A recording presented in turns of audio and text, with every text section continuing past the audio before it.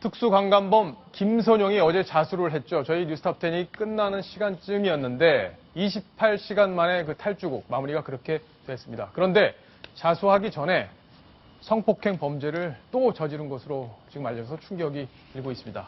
왜 이 사람 화학적 거세를 하지 않았던 건지 그 이야기까지 저희가 자세히 짚어보겠습니다. 자, 먼저 오늘 경찰의 중간 수사 결과를 한번 들어보시겠습니다. 여주인이 혼자 운영하는 상점을 발견하고 여기에 침입해서 성범죄를 한 것으로 밝혀졌습니다. 피해자와 이제 장시간 같이 있으면서 대화를 통해서 괴롭다는 그 신경을 토로를 했고 피해자가 자수를 하는 것이 좋지 않겠냐 이렇게 저희 경찰 자료를 밝혀왔고 피해자와 함께 저희 경찰에 박물관에 접수한 것입니다.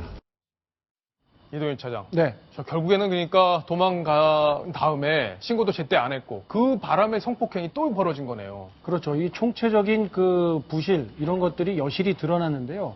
가장 큰 점은 이 공주치료보호감호소에 있는 직원 2명, 이 교도관도 아닌 이 간호조무사로 밝혀졌는데요. 이 30대의 이 범인을 50대 초중반의 이 2명의 50대 간호조무사가 지키고 있었다. 이런 점이 또 확인이 됐고요. 이 2사람이 지키고 있으면서도 이 자체 내부의 규정에 따라서 일단 탈주범이 생기면 자체 인력으로 검거를 한다. 그리고 나서 안 되면 경찰에 신고한다. 이런 매뉴얼에 따랐기 때문에 이 병원을 가볍게 뚫고 도망간 김선용 놓쳤어도 우리는 별로 잘못이 없다. 예. 이런 식의 해명을 내놓고 있어서 더욱더 불안감을 조성하고 있습니다. 그렇군요. 자, 지금 근데 여기 이제 화면에 보면 화학적 거세 부분이 있거든요. 성범죄자는 이제 화학적 거세라는 게 이제 주사를 놔서 성욕을 떨어뜨리는 그런 그렇습니다. 치료잖아요. 맞습니다. 근데 그게 진행이 안 됐던 건가요? 어떻게 된 건가요? 경찰에서는 이 부분에 대해서는 지극히 개인적인 인권 침해 사항이 될 수 있기 때문에 공식적으로 확인해 줄 수 없다. 이렇게 밝히고 있습니다. 하지만 이 김선용이 과거에 여러 차례 성범죄를 저질러서 장기형을 선고받은 점으로 미루어 볼 때는 이렇게 화학적 거세 이 선고를 받았을 가능성은 배제할 수가 없는 상황입니다. 그렇군요. 손정혜 변호사.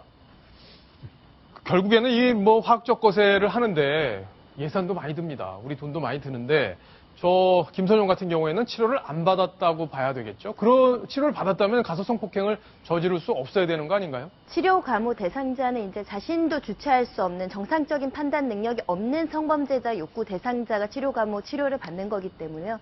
일정한 부분의 치료는 있었던 걸로 추정이 됩니다. 그럼에도 불구하고 이 억제할 수 없는 그 본능과 제어를 충돌하지 못해서 이러한 그 사건이 벌어진 것으로 보이고요. 예. 사실 화학적 거세 법 제정 2011년도에 일어났고요. 예. 이 김선용이 과거 전가 2010년도에 발생된 겁니다. 그런데 이 화학적 거세 법 제정 당시에 뭐라고 부칙에서 했냐면 네. 이 전에 범한 성범죄도 대상자가 될 수 있다라고 되어 있어서 그러니까 2010년에 저지른 범죄였기 때문에 이 법 제정으로 인해서 화학적 거세 치료를 받아야 된다. 2012년도에 징역 15년을 내렸을 때 이 화학적 거세, 쉽게 말하면 성충동 약물치료 명령이라고 하거든요. 네. 이 명령을 받을 수도 있는 지위에 있었던 겁니다. 만약에 이것을 받아서 성실하게 이행했다고 한다면 성충동이나 이런 것들이 좀 약화된 측면이 있고 그렇다면 이번에 이렇게 도망가서 또 다른 성범죄 피해 여성을 발생시키지 않지 않았을까 그런 아쉬움이 남는 겁니다. 예, 이동현 차장. 네.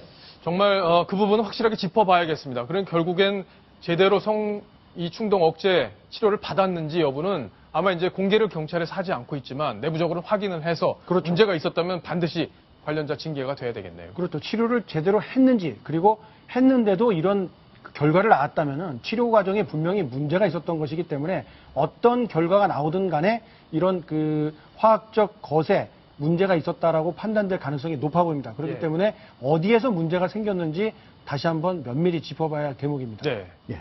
김선용 씨가 다행히 바로 자수를 해가지고 상당히 이제 빨리 잡혀서 다행인데 그런데 이번에 제가 후배가 교도관이어서 한번 직접 물어봤습니다. 아, 그래요? 이번에 어떤 문제점이 있었느냐. 저기에 이제 50대 초중반의 여성이 개호 인력이라고 그랬잖아요. 간호조무사가. 그런데 원래는 화장실에 갈 때 인권 침해 논란이 있었기 때문에 손에 있는 수갑뿐만 아니고 발에 있는 쇠사슬 이것도 풀어주도록 되어 있답니다. 그거 자체를 잘못이라고 볼 수는 없어요. 그러나 화장실에 갈 때는 반드시 다른 데로 도주할 수 있는지를 확인을 해야 되고, 그리고 문 앞으로 뿐이 나올 수 없도록 만든 상태에서 문 앞에서 반드시 지키고 있어야 된다. 그런데 이 사람은 2, 3m 떨어진 곳에 있었고 그 자체 규정을 제대로 지키지도 않았고, 또 30대의 젊은 남자를 50대의 간호조무사한테 개호를 시킨 것 자체가 예. 잘못된 어떤 인력 배치였다. 이렇게 말씀드릴 수 있습니다. 그렇군요. 이 피해 여성이 무려 10시간 동안이나 자수를 설득해서 함께 자수하러 갔다는 얘기도 참 가슴이 아픈 그런 얘기인데, 이 여성에게 주어진 상처가 얼마나 클지 우리 정부에서 한번 곰곰이 생각을 해봐야 될 것 같습니다.